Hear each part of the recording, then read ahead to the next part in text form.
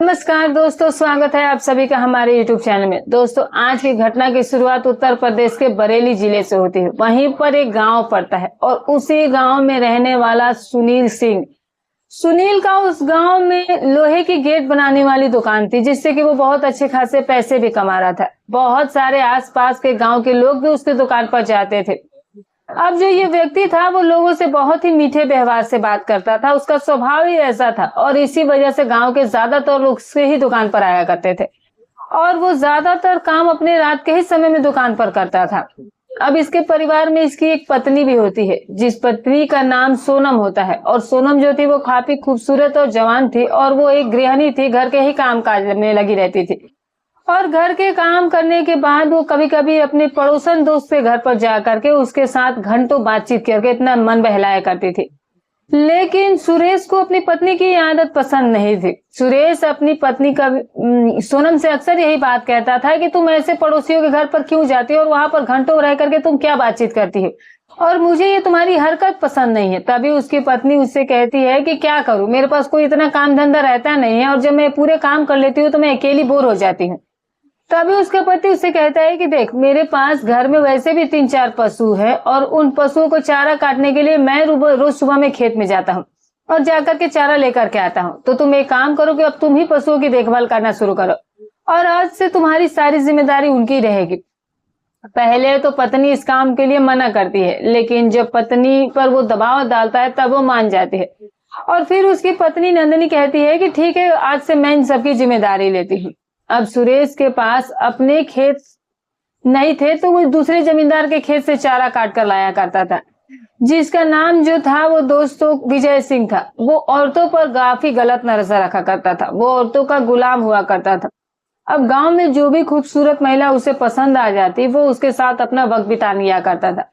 अब इस तरीके से जैसे ही घर के काम काज की जिम्मेदारी और पशुओं की जिम्मेदारी अब सोनम के कंधों पर आ गई थी, तो वो भी अब अपने पशुओं के लिए चारा काटने के लिए अक्सर ही उस जमींदार के खेत में जाना शुरू कर देती है।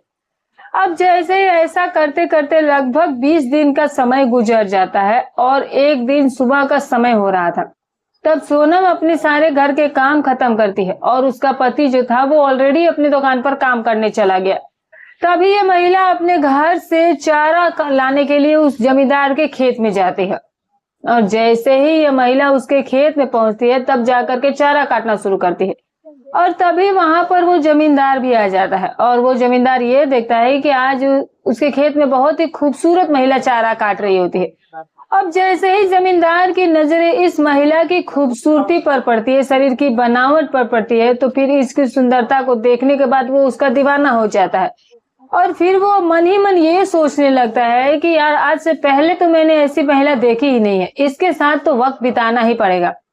अब यही सारी सोचने के बाद वो सीधे उस महिला सोनम के पास जाता है और जाकर उससे कहता है कि सोनम, तुम ये क्या कर रही हो, तुम अपनी जिंदगी ऐसे क्यों बर्बाद कर रही हो? तुम इतनी सुंदर खूबसूरत है, तुम्हें तो घर में रह करके काम करना चाहिए, ये बाहर क्यों कर रही हो? अब जैसे ही वो ऐसी बात कहती है तो सोनम उसी से कहती है कि क्या करूं, मेरी किस्मत में ही यही चीज लिखा है और शायद अब यही सारी उम्र मेरी बीत जाएगी। और तभी महिला जो है वो जमींदार से कहती है कि वैसे भी मेरा पति किसी काम का नहीं है, बस उसे पैसे ही कमाने, वो रात के समय में भी मेरा साथ नहीं देता बल्कि दुकान पर ही काम करते रहता है और दिन में भी वो बहुत कम समय के लिए आता है, यहाँ तक कि कई रात तो अपनी दुकान पर ही बिता देता है। मेरा पति मुझे पतियों वाला भी खुशी नहीं दे पाता है। जब वो ऐसी सारी बातें जमींदार के सामने करती है तो उसका दिमाग ठनक जाता है और फिर उसके बाद वो उस महिला का हाथ पकड़ लेता है। और जैसे ही वो उस महिला की हाथ पकड़ता है तो महिला भी किसी चीज का कोई विरोध नहीं करती है, बल्कि वो मुस्कुराते हुए उस जमींदार से कहते हैं कि जमींदार साहब, फिलहाल तो खेत में कोई भी आ सकता है, तो हम दोनों को ऐसी हालत में भी कोई देख सकता है। तभी जमींदार उसे कहने लगता है कि अगर ऐसी बात है तो ठीक है, फिर तू रात के 9 बजे आज मेरे खेत में आना और फिर हम पूरी रात यही बिता देंगे। लेकिन ये महिला सोनम भी कुछ कम नहीं थी। तभी सोनम उससे कहती है कि लेकिन जमींदार साहब, बदले में आपको कुछ पैसे भी देने होंगे और तब जा करके मैं आपके साथ वक्त बिताऊंगी। अब जैसे उसके सामने वो पैसे वाली बात कहती है तभी जमींदार कहता है कि फिलहाल तो मेरे पास पैसे नहीं है, लेकिन जब तुम रात को मेरे पास खेत में आओगी तब मैं तुम्हें वो पैसे दे सकता हूँ। अब जैसे ही वो ऐसी बात कहता है तो ये सुनकर के सोनम खुश हो जाती है। तब सोनम कहती है कि ठीक है, फिर आप बिल्कुल भी फिक्र मत कीजिए, आज रात को मैं 9 साढ़े 9 बजे आपके खेत में जरूर आऊंगी और फिर आप जैसा चाहे वैसे मैं आपके साथ वक्त बिता लूंगी। लेकिन तभी वो कहता है कि ठीक है, लेकिन तुम टाइम पर आ जाना। और इसके बाद सोनम जो है वो चारा वगैरह लेने के बाद वापस से अपने घर लौट कर चली जाती है और फिर पशुओं की देखरेख में लग जाती है। अब सोनम अपने मन में यही सोच रही थी कि वैसे भी उसका पति तो रात में भी दुकान पर ही रहता है, तो मुझे अभी खेत में जाने में कोई दिक्कत नहीं होगी। और इसी तरीके से धीरे धीरे करके पूरा दिन गुजर जाता है और जब जैसे ही रात के 7 साढ़े 7 बजता है तो फिर उसका पति घर पर खाना खाने के लिए आता है। सोनम ने अपने पति के लिए पहले ही खाना तैयार कर लिया था। अब वो खाना खा करके अपनी पत्नी से कहता है कि देख, मैं खाना खाने के बाद तुरंत ही अपनी दुकान पर भी जाना हो और अब मैं सुबह ही लौट करके आऊंगा। और इस तरह से थोड़ी देर बातचीत करता है, खाना पीना खाता है और सीधे ही निकलकर अपनी दुकान पर जाकर के अपने काम में लग जाता है। लेकिन वहीं दूसरी तरफ सोनम को आज कहाँ नींद आने वाली थी। सोनम तो अपने मन में यही सोच रही थी कि अब तो थोड़ी ही देर में उसे अपने घर से बाहर निकल करके उस जमींदार के खेत में जाना है। इस तरीके से जैसे ही रात के तकरीबन 10 बजते हैं तभी वो महिला अपने घर से दबे पांव बाहर निकल जाती है और फिर सीधे ही वो उस खेत की तरफ चल पड़ती है। कुछ देर के ही अंदर वो उस खेत में भी पहुंच जाती है। आज जो वो जमींदार था विजय पहले से ही खेत में आ चुका था और खेत में ही बने कमरे में बैठ करके शराब पी रहा था। उस व्यक्ति को काफी ज्यादा नशा भी हो चुका था और जैसे ही वो उस कमरे में पहुंचती है तभी वो व्यक्ति इस महिला को देखकर बहुत खुश हो जाता है। कहता है कि सोनम देख, मैं तेरे लिए कितने पैसे लेकर आया हूँ, तो चल अब कुछ देर बैठ करके बातचीत करते हैं। महिला कहती है कि ठीक है, फिर पहले मुझे पैसे दीजिए। और फिर वो उसी समय पैसे निकाल कर उस महिला को दे देता है और फिर जाकर के सोनम खुद ही इस कमरे का दरवाजा बंद करती है। और इसके बाद इन दोनों के बीच में दोनों की रजामंदी से गलत रिश्ते कायम होते हैं। ये दोनों जो थे वो अपने अपने काम में लगे हुए थे बिना किसी डर भय के। और फिर जैसे ये सारा काम कर लेते हैं तो फिर उसी समय ये जमींदार उस महिला से कहता है कि देख सोनम, अब तुझे मैं जब भी बुलाऊं तुझे आना होगा और जब भी तू मेरे साथ ऐसे वक्त बिताएगी तो मुंह मांगा पैसा भी मैं दे दूंगा। तो सोनम कहती है कि ठीक है, अगर आप मेरी जरूरतों का ख्याल रखोगे तो मैं भी आपकी जरूरतों का ख्याल रखूंगी। और इस तरीके से ये सारा काम पूरा करने के बाद महिला खेत से बाहर निकल के वापस से अपने घर लौट करके आ जाती है। अब तो जब भी सोनम का मन किया करता था वो उस खेत में चली जाया करती थी रात के समय में और बदले में उससे कुछ पैसे लेती और उसके साथ अपना वक्त बिता लिया करती थी। इसी तरीके से सोनम और इस व्यक्ति के बीच में इन प्रेम कहानी की शुरुआत हो जाती है। अब दोस्तों, सोनम ने अपने पति के कहीं ना कहीं धोखा देना शुरू कर दिया था, लेकिन उसका पति सुरेश भी कोई कम नहीं था। वो भी एक ऐसी घटना को अंजाम देने जा रहा था जिसके बारे में कोई समझ भी नहीं पाता था, सोच भी नहीं सकता था। कई दिनों का वक्त ऐसे ही बीत जाता है और एक दिन सुबह का समय हो रहा था। तभी सुरेश की पत्नी सोनम उससे कहती है कि आज तो हमारी शादी की सालगिरह है, तो आज रात को तुम्हें जल्दी से घर पे आना होगा और तुम्हें आज मेरे लिए कोई ना कोई सोने की गिफ्ट भी देनी होगी। अब जैसे ही सोने की गिफ्ट देने की बात सुनता है तभी सुरेश अपनी पत्नी से कहता है कि देखो सोनम, फिलहाल तो काम धंधा उतना कुछ चल नहीं रहा है और ना ही अभी मेरे पास इतने पैसे हैं कि मैं तुम्हारे लिए सोने की कोई तोहफे खरीद सकूं। अब जैसे ही सोनम ये बात सुनती है तो वो कहीं ना कहीं नाराज हो जाती है और फिर वो अपने पति से कहती है कि पिछले 2 से 3 साल से बस तुमसे मैंने कुछ नहीं मांगा, आज पहली बार मांगा है और तुम हो कि मुझे कोई भी चीज देने के लिए तैयार नहीं हो, तुम तो मुझे जानबूझ करके झूठ बोल रहे हो। इस बात को सुन करके पति को गुस्सा आ जाता है। पति कहता है कि देखो, ना तो मेरे पास इतना टाइम है और ना ही मेरे पास इतने पैसे हैं कि मैं तुम्हारे लिए सोने की कोई चीज ला सकूं। और फिर आखिरकार वो भी नाराज होकर घर से बाहर निकल जाता है और दुकान पर चला जाता है और अपने काम में ही व्यस्त हो जाता है। अब जैसे ही कुछ घंटे का वक्त बीता है तो फिर सुरेश अपने दुकान के अंदर बैठ करके ही अपने काम को कर रहा था। तभी उसी समय गांव की सबसे खूबसूरत महिला होती है, वो उसके दुकान पर पहुंचती है, जिसका नाम नंदनी होता है। अब जैसे ही सुरेश की नजर नंदनी की खूबसूरती पर पड़ती है तो फिर उसकी भी नीयत जो है वो उस महिला पर खराब हो जाती है। लेकिन नंदनी भी कुछ कम नहीं थी। नंदनी भी एक ऐसी महिला थी जो कि गांव के कई पुरुषों के साथ अपना वक्त बिताकर बदले में पैसे लिया करती थी और आज सुरेश के पास भी वो कुछ ऐसी ही कहानी लेकर के आई थी। नंदनी आकर उससे कहती है कि देखो सुरेश, आज मेरे घर का जो दरवाजा है वो बिल्कुल ही टूट कर गिर गया है। तो तुम ऐसा करो कि मेरे लिए मेरे घर पर एक दरवाजा बनाकर दे दो। तभी सुरेश कहता है कि आपके घर का तो दरवाजा लोहे का गेट का है, तो इसके लिए मुझे एक बहुत ही खूबसूरत सा तुम्हारे लिए गेट बनाना होगा। तभी नंदिनी कहती है कि गेट तो तुम बना सकते हो, लेकिन उतने पैसे मेरे पास नहीं है। तभी सुरेश कहता है कि ठीक है, अगर आपके पास पैसे नहीं है तो कोई बात नहीं है। लेकिन तभी वो सुरेश इस महिला से कहता है कि पैसे तो मैं आकर वैसे भी कैसे वसूल कर सकता हूँ। अब जैसे ही वो उस महिला से इस तरह की बातें कहता है तो महिला सब कुछ समझ जाती है, क्योंकि सुरेश भी उस महिला को अच्छे तरीके से जानता था। अब जैसे ही सुरेश उससे ऐसी बात कहता है तो नंदिनी कहती है कि ठीक है, फिर तुम आ करके अपना वसूल लेना, घर पर मेरे किराया लेकर के किराया वसूल कर लेना। वैसे भी मेरा पति तो बाहर में ही रहता है और मैं घर पर तो अपने बच्चों के साथ रहती हूँ, और इसीलिए मेरा बेटा जो है उसे मैं जल्दी सुला दूंगी, तो तुम रात को आ जाना आज मेरे घर पर। तभी सुरेश कहता है कि ठीक है, फिर मैं आज रात को आता हूँ, और जो तुम्हारा गेट है वो तो मैं 2 दिनों के ही अंदर बना दूंगा, और तुम्हारे घर के मेन दरवाजे को मैं खुद ही लगा दूंगा। और इस तरह से इन दोनों का प्लान बन जाता है, और उसके बाद नंदिनी वापस अपने घर पर लौट जाती है। अब जैसे ही पूरा दिन गुजरता है तो रात के तकरीबन 8 बजे सुरेश अपने घर पर जाता है और पत्नी से जाकर के कहता है कि चलो मुझे जल्दी से खाना दो, क्योंकि मुझे काम के लिए दुकान पर भी जाना है। लेकिन तभी सोनम अपने पति से कहती है कि तुम्हें याद है ना कि आज हमारी शादी की सालगिरह है, तो कम से कम आज की रात तो मेरे साथ तुम गुजार लो। तभी उसका पति उसे कहता है कि देखो, मैं तुम्हारे साथ वैसे भी हर रोज वक्त बिताता हूँ, तो अगर आज नहीं वक्त बिताऊंगा तो क्या हो जाएगा। अब जैसे ही वो ऐसी बात अपनी पत्नी से कहता है तो पत्नी इस बात से काफी ज्यादा नाराज हो जाती है और गुस्से में ला करके वो उसे खाना दे देती है, और पति खाना खाने के बाद सीधे घर से बाहर निकलकर दुकान पर जाता है। दुकान पर कुछ देर काम काज करता है, और फिर जैसे ही रात का समय होता है तो फिर सुरेश अपनी दुकान का शटर बंद करता है और फिर सीधे ही वो दूसरी महिला नंदिनी के घर पर जाता है। नंदिनी के घर पर जैसे ही वो पहुंचता है तो नंदिनी भी उसके बारे में जानती ही थी, उसे पता था कि सुरेश जो है वो आने ही वाले हैं। और इसके बाद सुरेश उसके घर के अंदर प्रवेश करता है और नंदिनी जो है वो खुशी खुशी उसे अपने घर के अंदर बुलाती है, और इस तरीके से दोस्तों नंदिनी जो है वो सुरेश का हाथ पकड़ करके उसे अपने बेडरूम के अंदर ले जाती है, और फिर उन दोनों के बीच में दोस्तों गलत रिश्ते कायम होते हैं। दोनों ही जो थे वो अपनी अपनी जरूरतों को पूरा करने में लग जाते हैं। ये दोनों जो थे वो इस काम को कर रहे थे, जो इसका परिणाम निकलने वाला था वो किसी ने कुछ सोचा ही नहीं था। अब जैसे ही इन दोनों का ये काम पूरा होता है तो फिर इसके बाद महिला नंदिनी कहती है सुरेश से कि देखो सुरेश, अब तो तुम्हारा जब भी मन करे तुम मेरे घर पर आ सकते हो, मेरे साथ वक्त बिता सकते हो, लेकिन तुम्हें तो पता है कि मुझे इस काम के पैसे लेने हैं। तभी सुरेश कहता है कि ठीक है, मैं जब भी आऊंगा तो तुम्हें पैसे देकर के ही जाऊंगा, और फिर तुम्हारे साथ कुछ अच्छा समय भी बिता लूंगा। और इस तरीके से सुरेश अपना काम खत्म करने के बाद रात के ही समय में इसके घर से बाहर निकलता है, और फिर इसके बाद अपने दुकान पर आ जाता है और फिर अपने कामकाज में लग जाता है।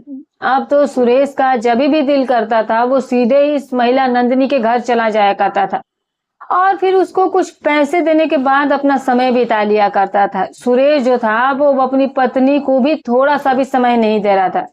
सोनम कहीं ना कहीं उसे पसंद ही नहीं आती थी, उसे अपनी पत्नी अच्छी ही नहीं लगती थी। दूसरी तरफ सोनम भी गलत रास्ते पर ही चल पड़ी थी, और अब तो उसका पति भी गलत रास्ते पर चल पड़ा था। ये दोनों ही एक दूसरे को धोखा दिए जा रहे थे।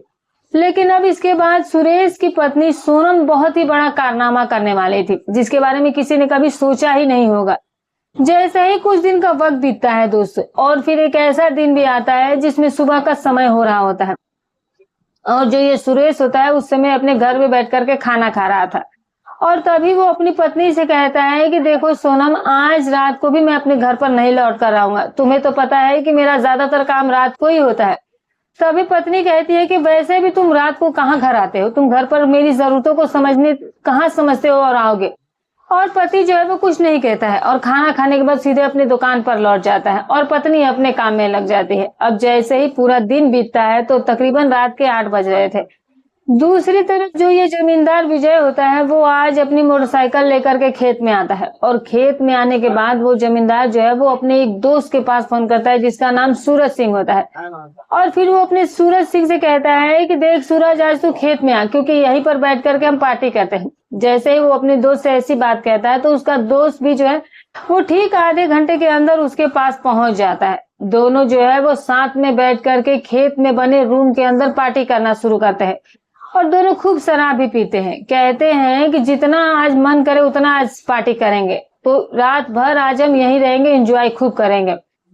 इस तरीके से अब दोनों ही दोस्त जो है वो सीधे ही शराब की दुकान पर जाते हैं और वहां से खूब सारा शराब खरीदते हैं और कुछ खाने पीने का भी सामान खरीदते हैं। और ये सारा सामान खरीदने के बाद ये दोनों दोस्त जो है वो वापस से खेत में लौट कर आते हैं और फिर कमरे के अंदर बने खेत में बैठकर शराब पीने लगते हैं। शराब पीते हुए जब दोनों को गहरा नशा हो जाता है तो फिर उसी समय सूरज के दोस्त उसे कहने लगता है कि देख, अगर आज हमारे साथ कोई महिला होती तो कितना मजा आता है।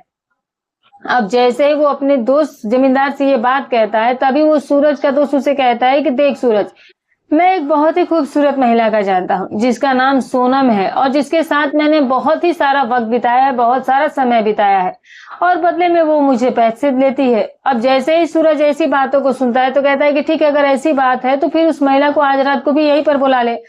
तभी जमींदार कहता है कि ठीक है, तू रुक 2 मिनट में अभी उससे बात करता हूँ। और इस तरीके से अब उसी समय वो व्यक्ति अपने जेब से मोबाइल फोन निकाल करके सीधे सोनम को फोन करता है और सोनम से कहता है कि तुम आज रात को यहाँ आ जाओ। तभी सोनम कहती है कि लेकिन मैं आज खेत में नहीं आ पाऊंगी क्योंकि मेरा पति घर पर नहीं है, तो तुम ही मेरे घर पर आ जाओ।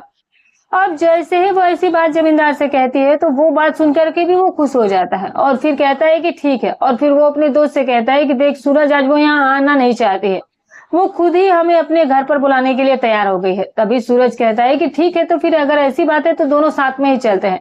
और फिर दोनों दोस्त एक दूसरे के साथ इस चीज का प्लान बना करके रात के 10 बजे के आसपास ही अपने दोस्त सूरज को लेकर के सीधे ही सोनम के घर के दरवाजे पर पहुंच जाता है और फिर उसके दरवाजे को खटखटाता आता है। महिला पहले से ही जानती थी कि जो जमींदार है वो आने वाला है। तभी वो सोनम देखती है कि उसके साथ जमींदार के साथ आज उसका दोस्त भी आया हुआ था। इन दोनों को देख करके ये महिला कहीं नहीं कहीं चौंक जाती है। तभी जमींदार उसे बताता है कि तुझे इतना टेंशन लेने की कोई जरूरत नहीं, मेरा दोस्त भी आज तेरे साथ वक्त बिताना चाहता है और बदले में वो तुझे बहुत सारे पैसे भी देगा और तभी जाकर के मैं तेरे साथ इसको वक्त बिताने दूंगा। जैसे ही सोनम से ऐसी बात कही जाती है तो सोनम को तो पैसे की लालच आ जाती है और फिर वो आखिरकार इन दोनों को अपने घर के अंदर बुला लेती है और दरवाजे को बंद कर देती है। और फिर वो इन दोनों लोगों से कहती है कि ठीक है, जल्दी से पैसे दीजिए और फिर अपना काम खत्म कीजिए, यहाँ से निकल जाइए। इसके बाद दोनों ही जमींदार जो थे वो इस महिला को पैसे दे देते हैं और फिर दोनों ही मिल करके एक साथ इस महिला को कमरे के अंदर ले जाते हैं और फिर तीनों जो थे वो एक साथ ही इस गलत काम को कर रहे थे। अब जो सोनम थी उसे लगा था कि इस काम से वो बहुत ही पैसे कमा लेगी और इसीलिए इस काम को वो बहुत ही हंसी खुशी के साथ करने जा रही थी। और फिर जैसे ही ये काम पूरा होता है तभी दोनों जमींदार कहते हैं कि सोनम, हम दोनों दोस्त अब तुम्हारे घर पर अक्सर ही आया करेंगे। सोनम भी कहती है कि बिल्कुल आप लोग आ सकते हैं, लेकिन हाँ, आपको इसके बदले में पैसे जरूर लाने होंगे, तभी मैं आपके साथ ये सब कुछ करूंगी। तभी दोस्त कहते हैं कि तुम इस बात की फिक्र मत करो, तुम जितना कहोगे उतना पैसे देंगे। और इस तरीके से अब ये दोनों दोस्त इस काम को खत्म करने के बाद रात के तकरीबन 1 बजे इसके घर से बाहर निकलते हैं। लेकिन जैसे ही ये दोनों जमींदार दोस्त इस घर से बाहर निकल रहे होते हैं तभी एक शराबी व्यक्ति होता है दोस्तों, जो कि इन दोनों को वहां से निकलते हुए देख लेता है। अब संतोष जो था वो शराब पीने के बाद गांव की गलियों में इधर उधर घूमता रहता था और जैसे ही इन दोनों दोस्तों को वो इनके गलियों में आते हुए देखता है, ये दोनों को सोनम के घर से निकलते हुए देखता है, तो वो सारी चीजें समझ जाता है।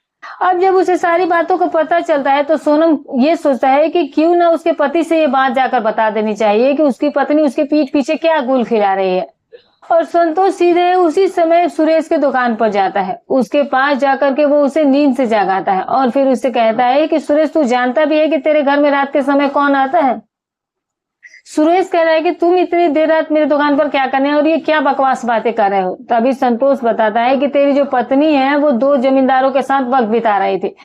मैंने थोड़ी देर पहले उन दोनों को तेरे घर के अंदर से इस वक्त रात के 1 बजे बाहर निकलते हुए देखा। अब जैसे ही संतोष ऐसी बातें सुरेश से कहता है तो फिर वो यही सोचता है कि ये शराबी व्यक्ति है और ये झूठ नहीं बोल रहा होगा, क्योंकि इसने शराब पीने के बाद कभी झूठ नहीं आज तक बोला है। और इसके बाद सुरेश उसी समय अपनी दुकान के अंदर से कुछ लोहा ले लेता है और फिर एक वेल्डिंग मशीन भी लेता है और ये सारा सामान लेने के बाद रात में ही वो अपने घर पर जाता है और फिर पत्नी को आवाज लगाना शुरू कर देता है। फिर उसके बाद सोनम आकर के घर का दरवाजा खोलती है।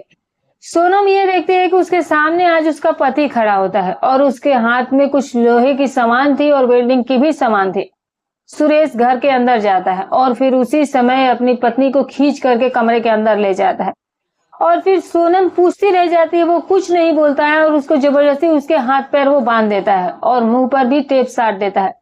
और फिर उसके बाद क्या करता है कि वो घर के ही अंदर से एक चाकू उठाकर लाता है और फिर उसके गर्दन पर रख करके पूछता है कि मेरे पीठ पीछे तुम इसे कहाँ, किसको इस घर पर बुलाते हो।